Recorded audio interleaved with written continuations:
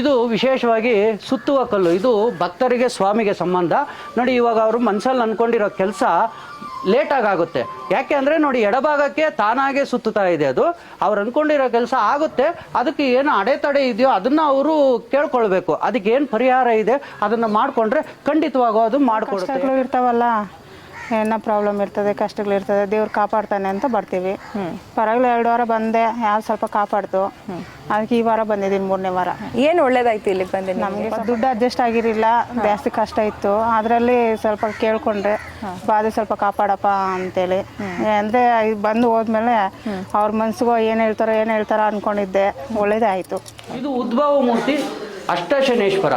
ಖಂಡಿತವಾಗ ಅವ್ರು ಅಂದ್ಕೊಂಡಿರೋ ಕೆಲಸ ಕಾರ್ಯ ಎಲ್ಲವನ್ನು ನೆರವೇರಿಸ್ಕೊಡುತ್ತೆ. ಅದು ಕೋರ್ಟ್ ಕೇಸ್ ಆಗಿರ್ಬೋದು, ಭೂಮಿ ವಿಚಾರ ಆಗಿರ್ಬೋದು, ಮಕ್ಕಳ ಫಲದ್ದಾಗಿರ್ಬೋದು, ಅನಾರೋಗ್ಯ ಸಮಸ್ಯೆ ಇರ್ಬೋದು, ಯಾವುದೇ ಸಮಸ್ಯೆಗಳಿದ್ರೂ ಆ ಸ್ವಾಮಿ ನಿವಾರಣೆ ಮಾಡುತ್ತೆ. ಅಂದರೆ ಇದರಲ್ಲಿ ವಿಶೇಷವಾಗಿ ಏನಂದರೆ, ಶನೇಶ್ವರ ಅಂದಾಗ ಶನಿ ದೋಷ ಇರುತ್ತೆ. ಈಗ ಶನಿ ದೋಷ ಇಟ್ಕೊಂಡು ನಮ್ಗೆ ಅನಾರೋಗ್ಯವನ್ನು ನಿವಾರಣೆ ಮಾಡೋದ್ರೂ ಸಾಧ್ಯವಿರೋದಿಲ್ಲ.